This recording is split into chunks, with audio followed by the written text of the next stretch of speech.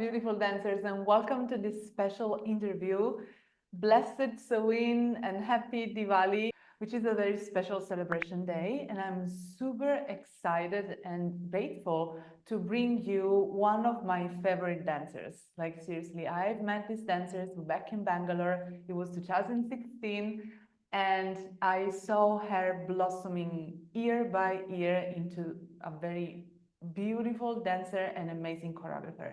Her name is Debapriya Dance, and I want to introduce her just a little bit. She's a dancer from Bangalore. She has founded her own school and dance company, which is called Nrityakosh.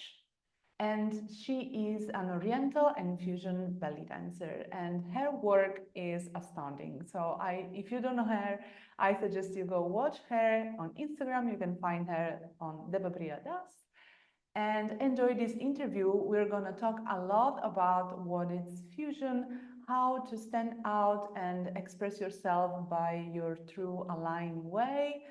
And Debapriya will share with us a little bit of her history and of her story, and how she came into dance and what's her creative process and how she gathers ideas for her amazing productions. So enjoy. And thank you so much. Now it's happening. Yes, yay. Hello, Debapriya, and thank you so much for being here again. Thank you. Thank you, Lamia, for having me here and for holding this space. I'm really looking forward to our conversation and just catching up and talking about dance, talking about creativity, talking about everything. Yeah, And I hope this is like an inspiration for the both of us and for everybody who's hearing. definitely. Yes. Yeah, behind the scenes, I was already telling Debapriya that I am such an admirer of her work. I've been forever an admirer of her work.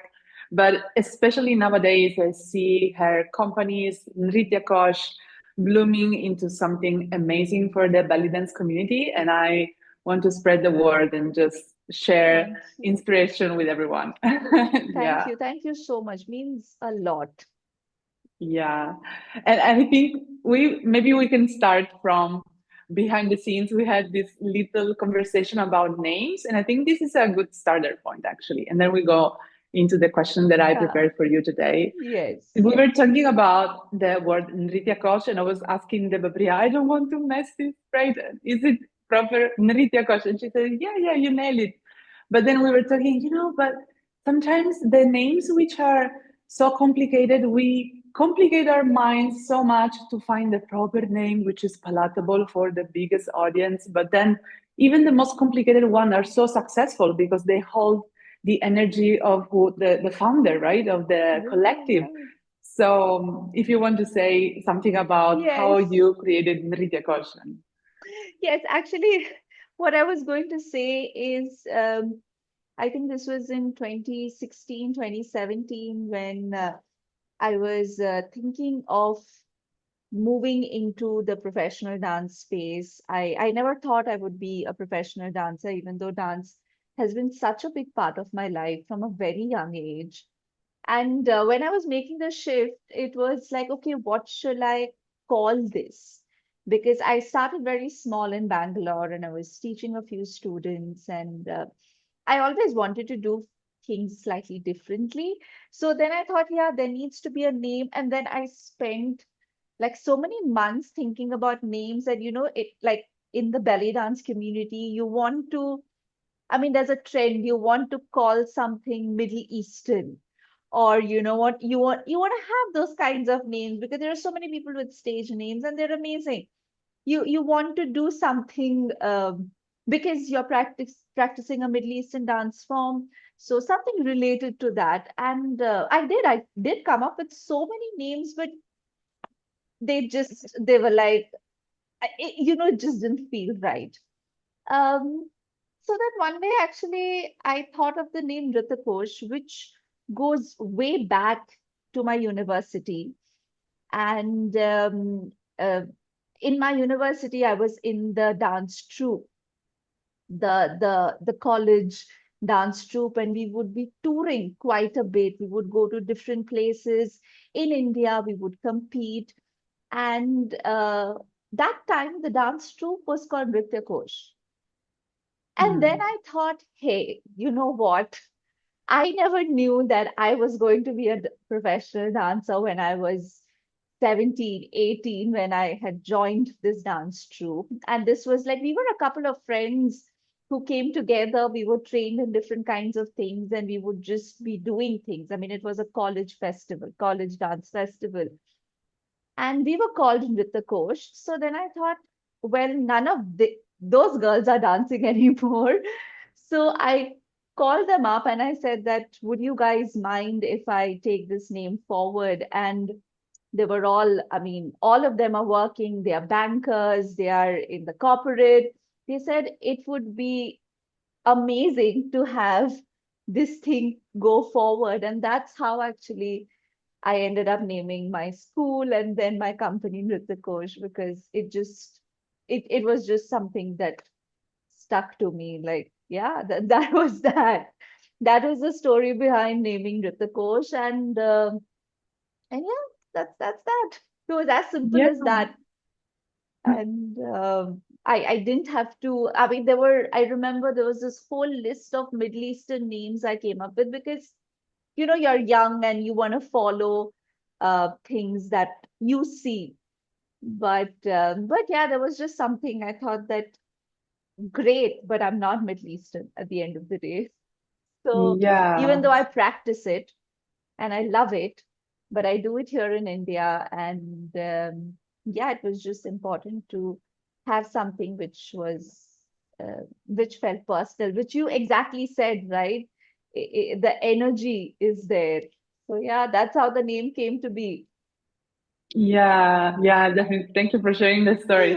And also, I think nothing against any choice, right? But I Yes. think there are maybe thousands of billions of roses of the deserts, or anything like that, which Yes. it's cool, right? But you have thousands of those. But Nritya Kosh, I think maybe it's just you, right? Yeah. It's your story. Yeah, exactly. I think that's It so holds your important. story. That's so important, right? To find find your, like, you know, your little space, or um your creativity or your way of thinking. um I think that's because, I mean, yeah, everybody wants to be unique, which is what we are trying to do here.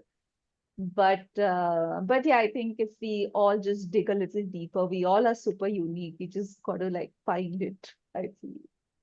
Yeah, I think we're gonna go back to this topic in a minute because I have a Yeah. question about that too. Yes. So let's start from my first one. And actually, you already kind of, maybe a little bit of that you already answered, but how did you start your journey in dance and specifically belly dance? Right. So, I mean, yeah, as I was mentioning, I mean, dance has been a part of my life for a very, very young age. I was 8 years old when my parents put me in Bharatanatyam classes, and they actually put me in music, dance, and arts. Uh, and I think music and arts is something that kind of faded away within a month of me joining those classes. But dance was something that really stuck on. And I was, even as a kid, I wouldn't take initiative to do things, but dance was something that even my parents knew that I would, you know, Saturday after, like the weekend, Saturdays, I would be like, yeah, I have to go to dance class and, you know, do that. And Indian classical dancing, like you take any classical dance, there is a rigor, there's a discipline, there is a whole, like it's a whole thing. And yeah, I mean, at that point of time when I was still growing up, I didn't understand those kinds of things, and you just mindlessly do it. I did it till I was 18, and I went through the whole exam pattern. I would do lots of shows in Bharatanatyam.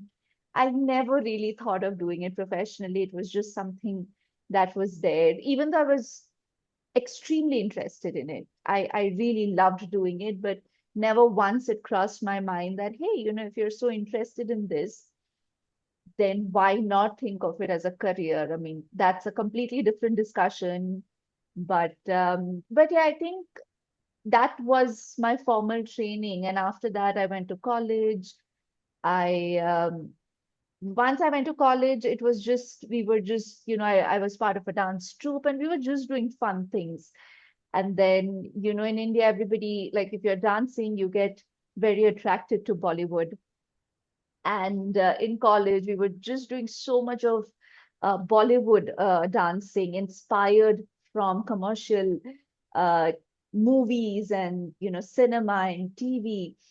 And yeah, I think those 5 years of my studies were the only time when I think I wasn't training professionally. And then I got a job. I came to Bangalore. And in India, Bangalore is one place where you find all kinds of classes, like all dances.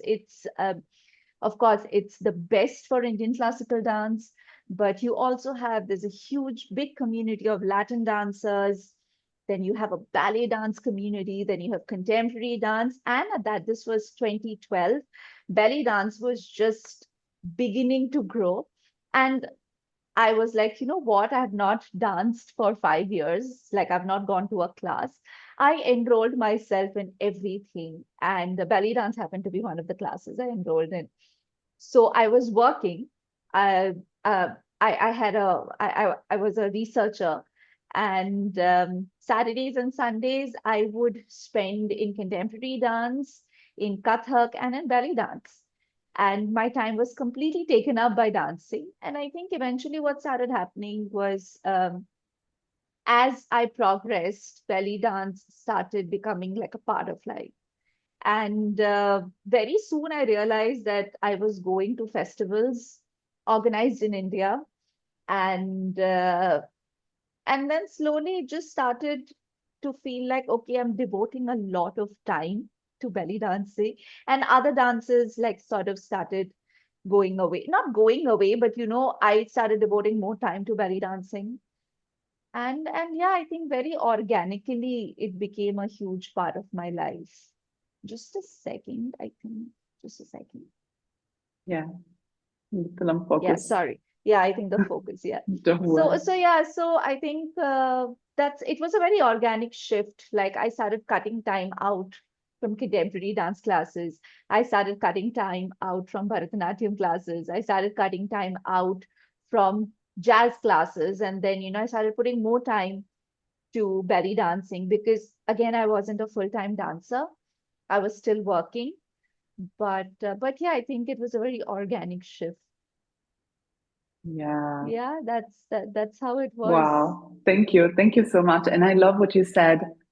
Um, you said a sentence was like, Bellydance became like life. What it was, Yeah, yeah, I love that. Like the art life. It's like everything you do, you have that thing with you, which is it's like you're facing life through the spectrum of art, right? yeah, because like I think I'm super grateful for the dance journey I've had. I've experienced many dance vocabularies, and I continue to do that because I honestly love all kinds of dancing. I mean, I think few weeks back, some of my students asked me, "Is there one dance which you don't want to learn?" I didn't have an answer to it. I really think like one lifetime is too short because I want to learn everything. But yeah, of course. So I think me cutting time out from other dances and putting time in for belly dancing said a lot. Because yes, I was many times I would be asked by my family and my friends that, hey, you are trained in Bharatanatyam.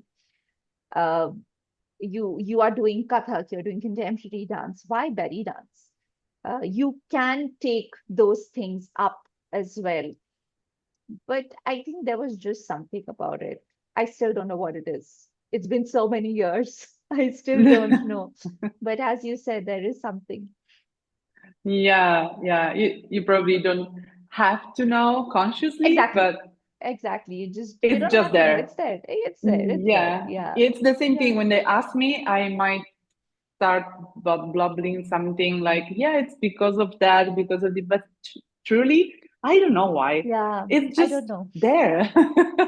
It's like when you Yeah. fall in love, you can say or she's so beautiful and well mannered or whatever, but you Yeah. truly don't know. It just happened into you, and you can feel that. Exactly. I think it was that. So I still don't know. Maybe one day I'll figure it out. And if I do, I'll definitely document it. But yeah, Yeah. I'll just leave it to that because I think I'm very happy to know that it's special. And yeah. Yeah, thank you so much. So, my next question is coming back to creativity and inspiration. Yes. Where do you find inspiration when you create your dance pieces for yourself or for your company? Um, Like your main yes. inspiration, yes, So, channels. you know,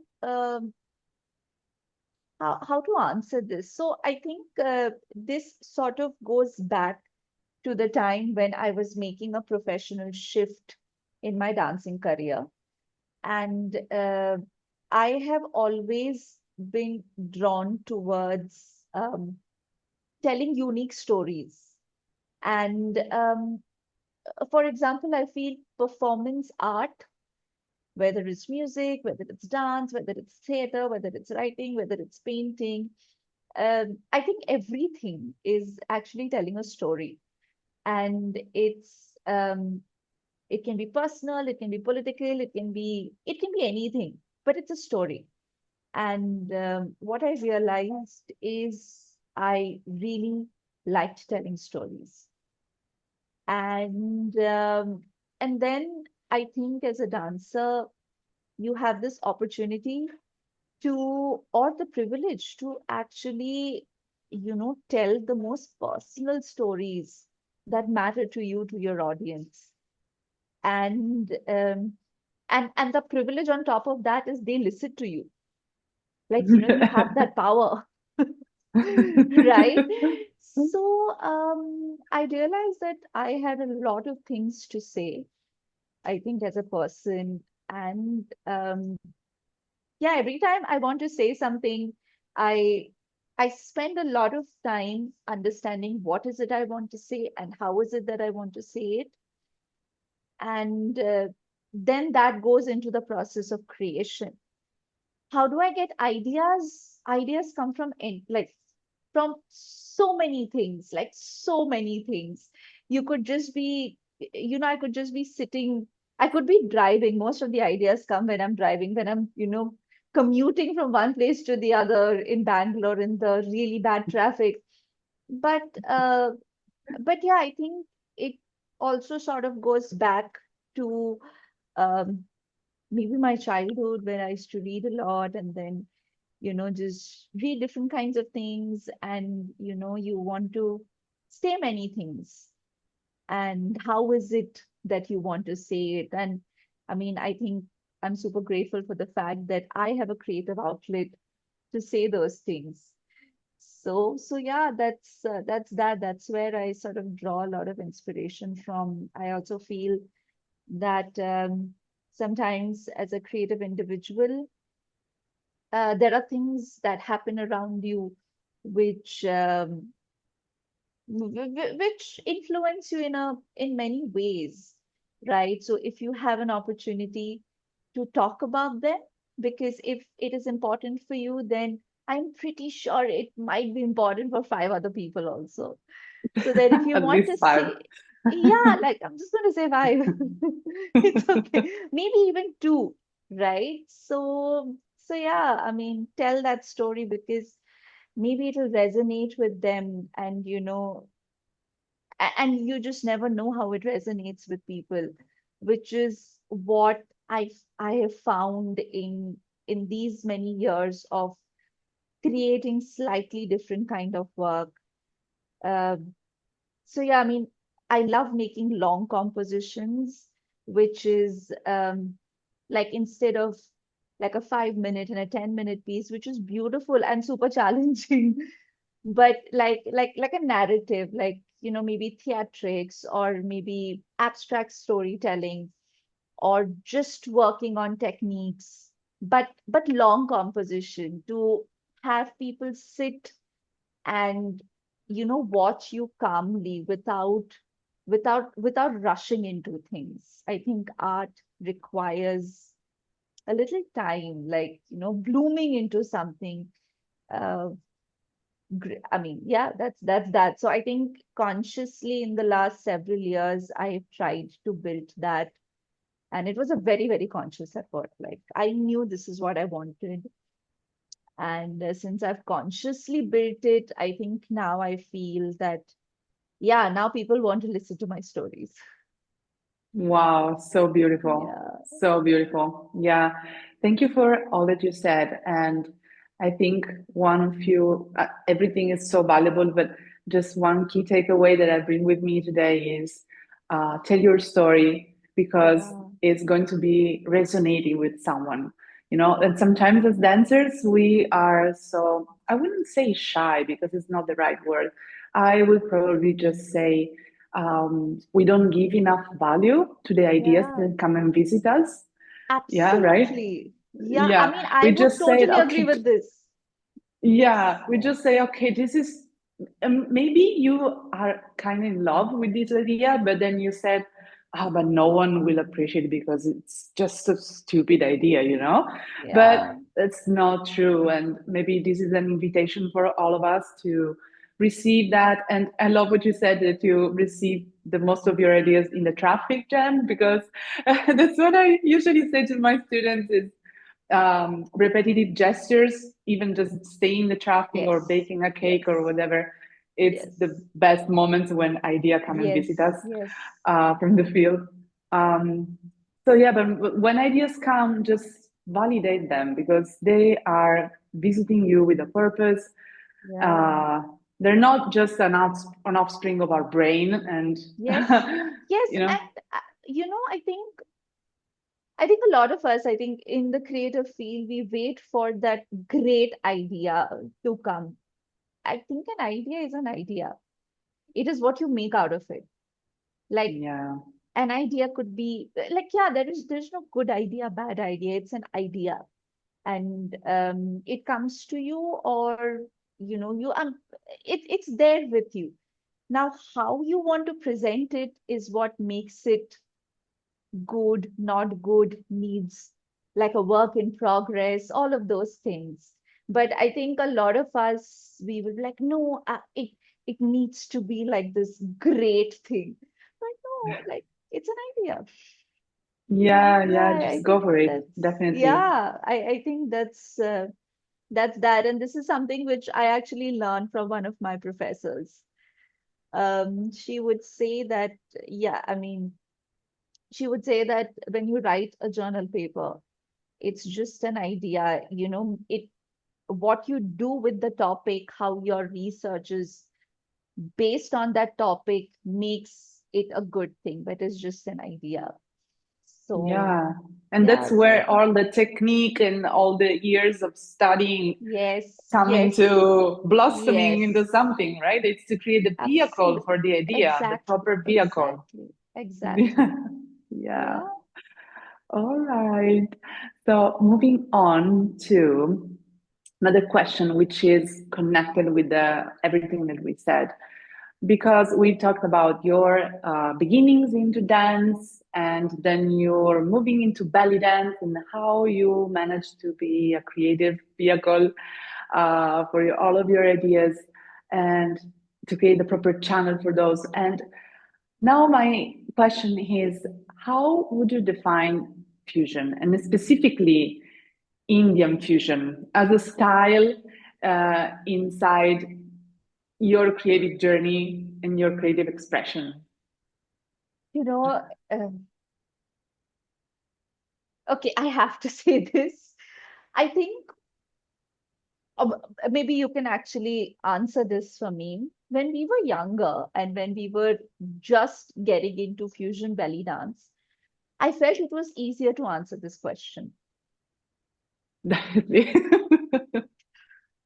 Now it's So so complicated. complicated because even when somebody asks me what is belly dance, like, yeah, you have this whole definition and you've studied whatever, whatever, but then it's so complicated to actually answer the question because sometimes I feel some things are not simple. Some things are very complex, even if you break them down into like the simplest bits. And I feel belly dance as a dance, it's a highly, highly complex cultural thing. And then when it comes to fusion belly dance, it's even more complex. And then Indian fusion is so I know. it's yeah. So I think so when I say almost every art is fusion, it needs to be taken with a pinch of salt. I say this only probably after training in certain disciplines which are traditional and very strictly training in those things. And only after so many years, and when I say years, like literally decades, you actually find out that, hey, this is coming from here, this is coming from here. I'm going to be actually speaking about Kathak, and it's an Indian classical dance style. Um, there are a lot of movements, a lot of gestures which are borrowed from many other places. And when I say borrowed, it's because of, how India was ruled. Uh, Similarly, this is the case with every dance style. So when I say that art is fusion because it didn't have boundaries, well, it does not mean that you can just go ahead and do whatever and then call it. No, uh, the statement sounds simple, but it really isn't, right? So fusion, I would say, is like really an amalgamation of many ideas. But again, for you to have this amalgamation, there are single things like belly dance as a unit. Let's say, I don't know, some other dance as a unit, some other dance as a unit. And as a student, you being trained in all of these things. And then, as a creative individual, when you feel like, hey, I've done so many things, but what is it that I truly love? Right. And then it kind of mixes organically. And then as a creative individual, we sit down with it and we break it down that, okay, so this is what is happening, that is what is happening. And now I'm creating this particular movement, which has parts of Kathak, which has parts of belly dance, which has parts of contemporary spinal movement. What do I call it? Or Yeah. how do I take it forward? How do I teach it? Right. So I Mm. think that is the complexity of fusion. Yes, it can be simplified and many things can be done, but I think as practitioners, the first thing I feel like we should acknowledge that it's a highly complex thing because it's an amalgamation of so many thoughts, so many processes.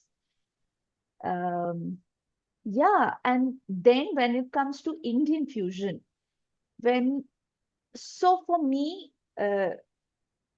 the Indian fusion work that I do is very heavily dependent on my training in Kathak, even though now I don't practice Bharatanatyam anymore, but that was my primary training. The this is there in the body that you will never be able to take away, right? The muscle memory is there. So I think when I do Indian fusion, there are these nuances that come out, which is actually from when I was a kid, when I 10 years of Bharatanatyam training, those lines and those things will come. But do I call it Bharatanatyam fusion? No, I don't. Because it's not that. It's not like I'm sitting and I'm saying that, okay, I'm going to take this adavu and I'm going to take something from Bellydance and I'm going to mix it. It's actually not that. It's just organically flows. And I think that's where the complexity is. So now when I teach fusion, I just go ahead and I tell my students that, hey, you will experience things from Kathak. You will experience things, a lot of things from contemporary dance. So maybe we do a bit of Kathak before we actually get into this, because otherwise, as a student, I would feel extremely lost. So yeah, that's I don't think I've answered your question, because I No, I really think don't you think did I can actually. answer what is fusion, but I have just said that it's a highly complex thing. And um yeah, Yeah, this is yeah. The question is not like give me the proper answer for it. Maybe I had to say what is fusion for you. Maybe yeah, it's yeah, just, correct, yeah, correct. Yeah. less pressure. Yes. Definitely less. But I totally agree with you. A few years back, the answer would have been so much more easy. I Uh, know.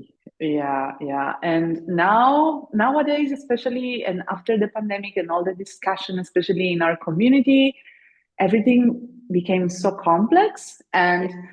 what I think this has to be acknowledged, and Yeah.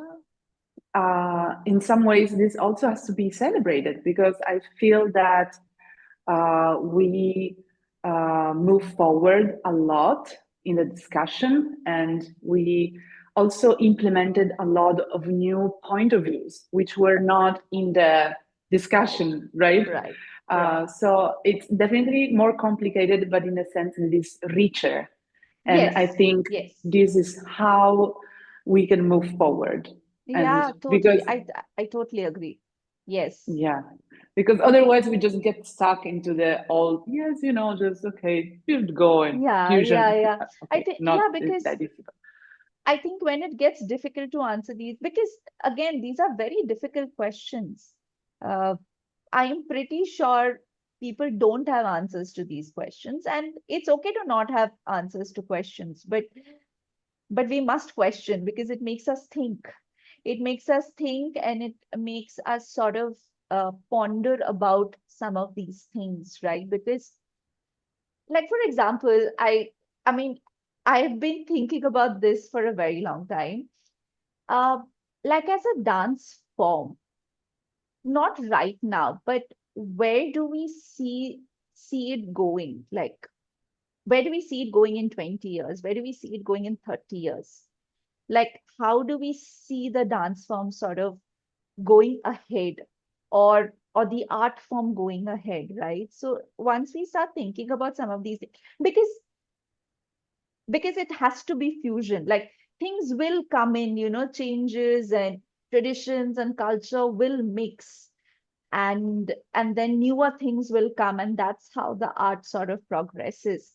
But once we start asking these questions, I think we don't need to find answers to it, but we are acknowledging them. I think that's very important. It's important Yeah, to acknowledge it and put like a little box there that, okay, I have experienced this vocabulary, and right now I am at a stage in my creative path where I am using this in the existing dance language that I know. So I could be a Middle Eastern folk artist, folk dance artist, but let's say I'm also trained in in another classical format or something else, right? And because it is in the body, it whenever I perform Middle Eastern folk, it comes to it. I mean, that's fusion, right? To acknowledge it and to ask that question is, I think, important, yeah. because I know it's a difficult question.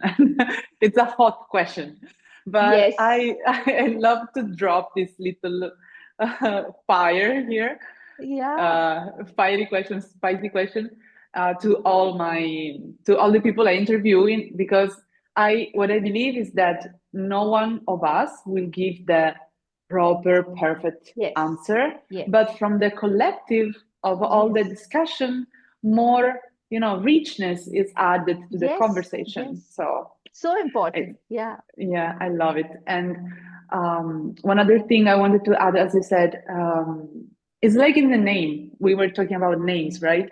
You can have tons of thousands of rose of the desert, but there is one Nrityakosh. And I think it's the same for fusion, like in the sense that it's really, I wouldn't say a style. I think it's an umbrella term for Yeah. kind of artists that Yeah.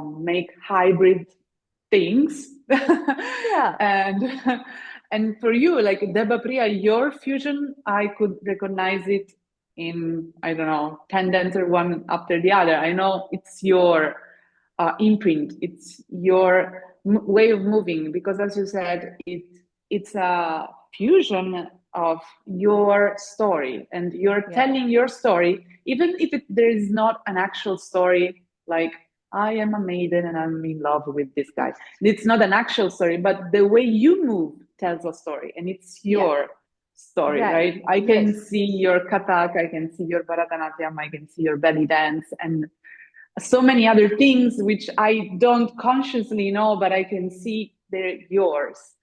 And I think this is one of the things that I love about fusion, which Yeah. really encourages and makes our stories shine, like in the very way Absolutely. we move. Absolutely. So, yeah, Yes. that's so cool. Yes, absolutely. I think I mean, I started my belly dance journey with the I don't know, is it still called tribal fusion? I really don't know.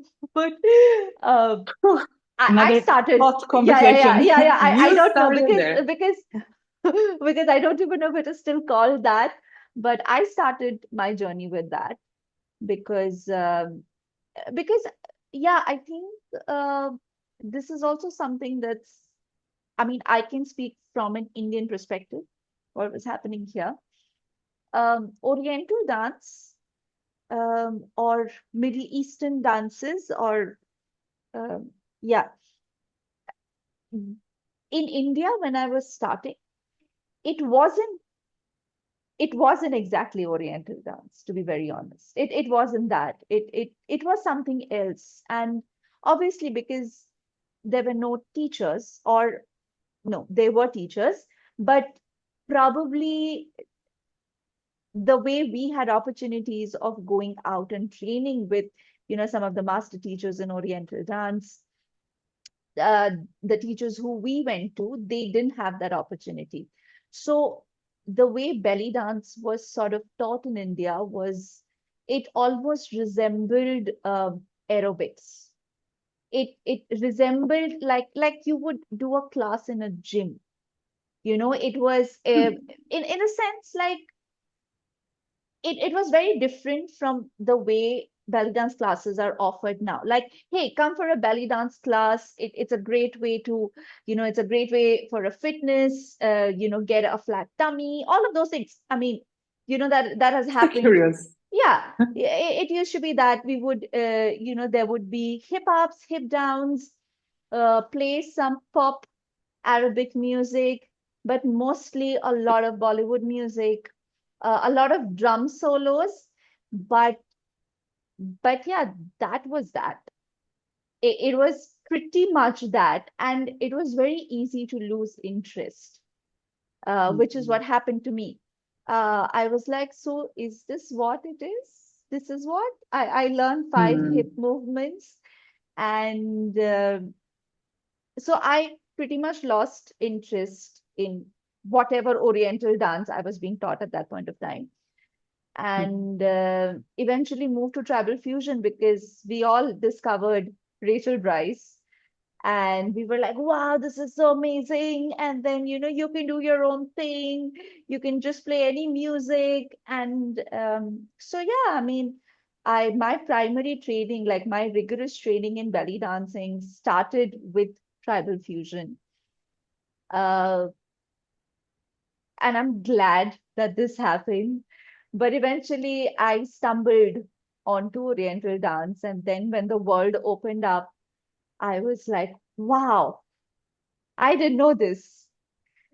And then, yeah, I think that's what it is about traditional dances, right? The more you know, you're just mind blown.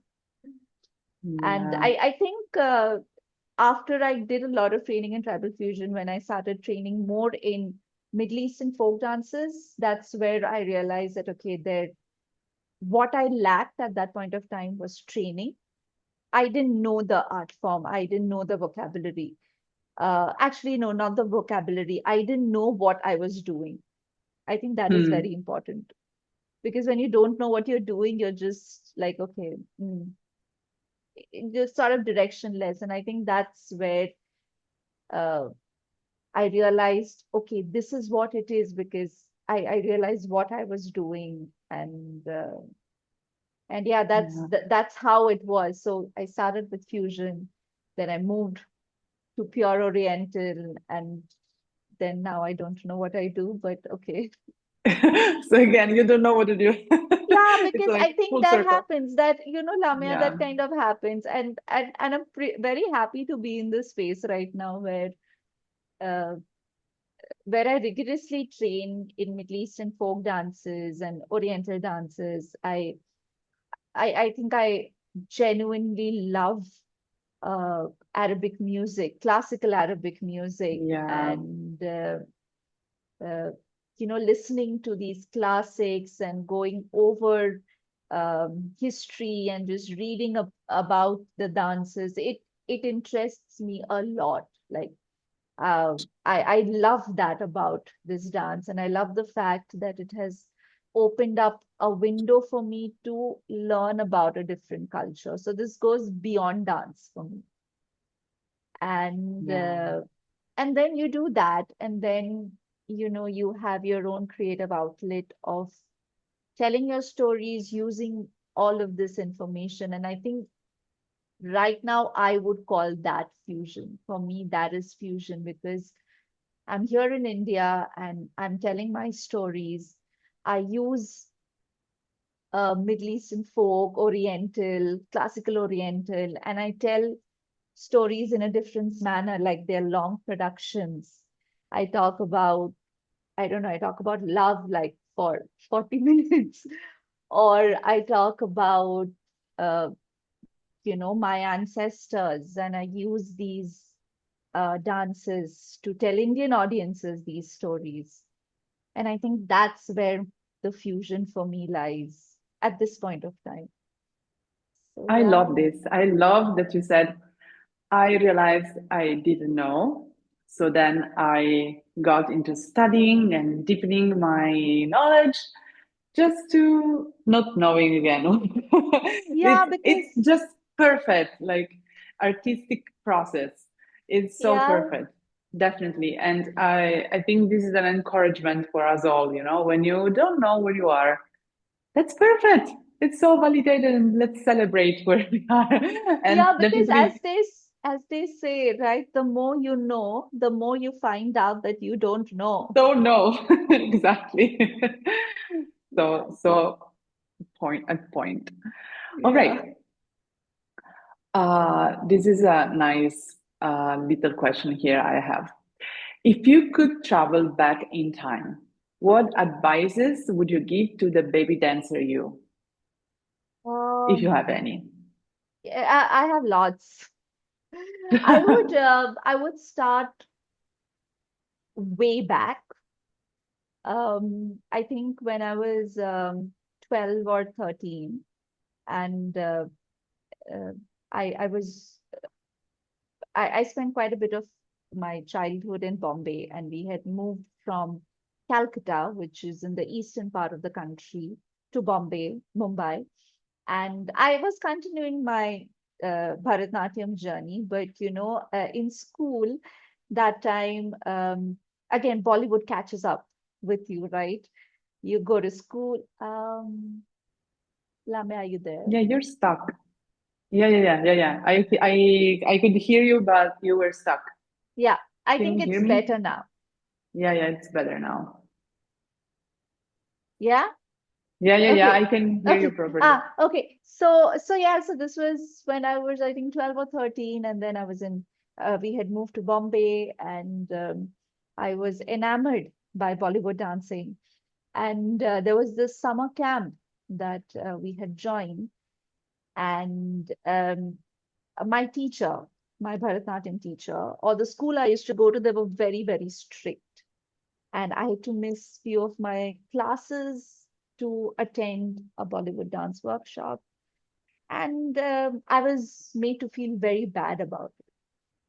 And I didn't go back to the Bollywood classes because I was made to feel bad about it. And I think I would go back and tell that baby dancer that everything is amazing. You should have just gone and done that Bollywood dance class. Because I think, yeah, when you're doing something, and so also the thing is, when you're in these classical systems, they have a certain idea about what art is, and they ingrain it in your head. Whether, and again, not to generalize, but it's there, right? uh, this is no, what you're doing is not right. This is better than this. And there's just so much. And um, I just feel art is art, dancing is dancing. Whether you're doing like ballet at the biggest opera, or you're just doing like a super intimate performance, or like a very traditional performance, it is what it is. And I don't think anybody should be made to feel bad about it. And I was. And I just want to go because I think it also leaves an impression in your head at such a small age, right? So it's so important for Yeah, teachers to actually know what they are doing and what to say to impressionable children. Yeah, I would go tell that baby yeah, dancer that it's okay, you should have just gone. Yeah, definitely. Can you hear me now? Because my Yes. AirPods is gone. That's okay. That's okay. I can hear you. Yeah, definitely. And I don't think only to babies, I mean to Yes, to have adults, of course. every teacher. I think every teacher has this power of imprint. Even to, when I definitely see that as teachers, we have such a responsibility towards our students at every age. Like I have students Exactly. 73 years old and even older. But I feel that when I'm there and I'm teaching, I'm holding power to them in Yes, a sense which can be helpful for them or it can be harmful. So, exact. It's so important, right? Because you're in that position and you can, because I mean, this was 2 decades, more than 2 decades back, but I remember this so clearly, right? yeah, And I think it also shaped me in a certain way.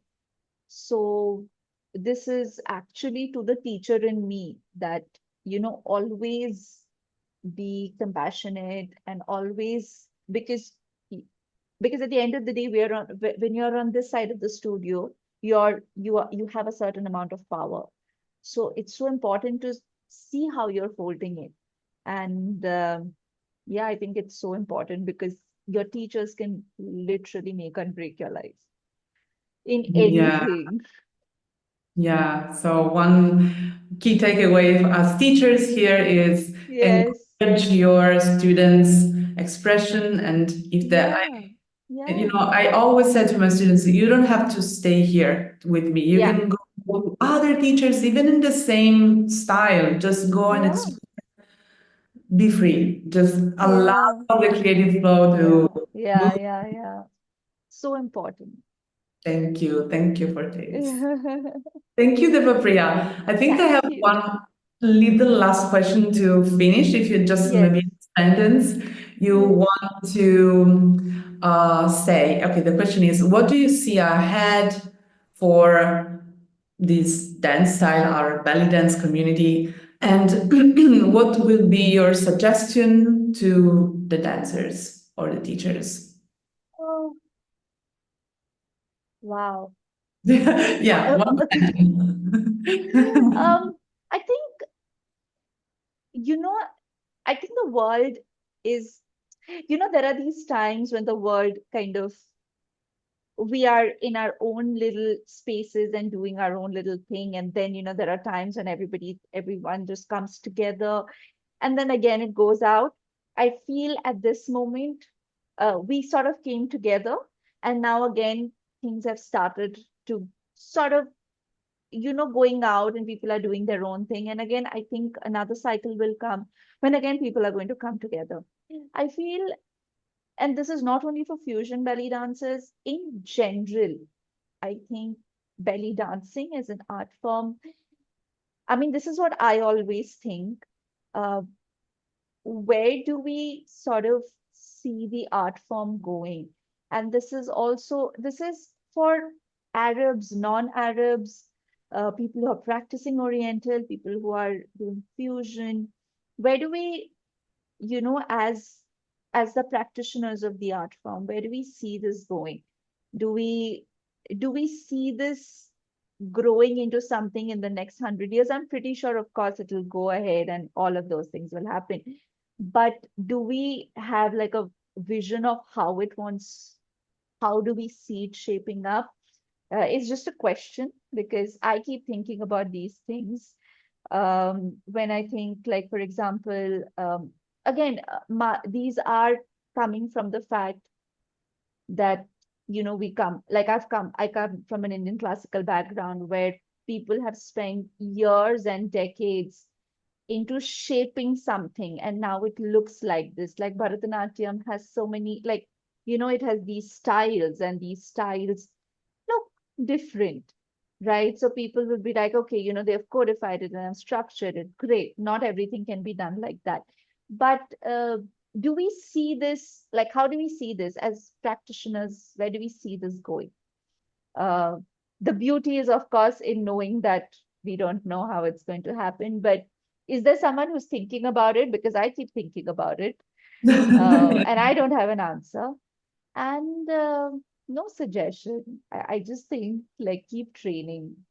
Yeah, like the more we train, I think it that keeps giving us ideas, and the more we study, the more we sort of dip ourselves into the art, and read about it. It's so many ideas come, and so many answers you'll get for the questions that you keep having. So Yeah. yeah, I think that's that. Yeah, thank you. Thank you for that. We're here for the long run, even longer than us. Yes, exactly. Yeah, exactly. That's what that. Thank you for actually saying that. I think it's not about us, but where do we see this going beyond us? That's Like so how it, beautiful. yeah. That's so beautiful. I think this is the one of the keys to really open our minds to a bigger mind, because sometimes Yeah, the thing is so focused on what we do in our lives, with our work, with our yeah, creative yeah, expression, but what is beyond? What is beyond? yeah. Because this thing here, everything that I am, will be gone in a few years from now. Yeah, That's just as life goes. And exactly, right? But the art stays, we, right? The dance will stay, the art will stay. And how does it look? Because I think uh, we are a part of the art, right? We are very much part of this dance form, and we are we are physically changing it. We are changing the way it'll look 200 years from now. So there'll be two people talking about this dance 200 years from now, and they will probably looking, maybe, I don't know, because we have sort of changed. We are responsible for all of us together, not just you and me. Everybody who's belly dancing is sort of responsible for making the dance look what it is now, in the next 50 years, in the next 100 years, in the next 200 years. So yeah, sometimes I think that, oh, in 300 years, the way the dance looks will, the way it looks will have all of our imprints on it and all of our ideas in it. So it's sort of interesting to see how it'll happen. Thank you. Thank you so much for that. That's such a beautiful question to a little seed of inspiration for definitely for everyone. So thank you so much, Debapriya. Thank Really, you. I love this conversation with you. Oh, I loved it. Thank Yeah, you so much, Lamia. This was such a wonderful, like, yeah, I don't even think I've said these things before. But yeah, as you said, we keep unfolding. talking. Yeah, exactly. We keep talking and then, ideas flow. Yeah. Thank you Yeah. again. Thank you so Thank you. much. Thank you. And happy Diwali. Happy Uh, Diwali. yes, it's whenever you release it, I wish everybody a very happy Deepavali. May Yes. the light shine on all of us. Yes, yes. Thank you again. I hope you enjoyed this conversation as I did because I feel so inspired after this conversation with Debapriya. And thank you so much for being here. Again, happy Diwali and blessed Sowin. And I'll see you next week for another video together.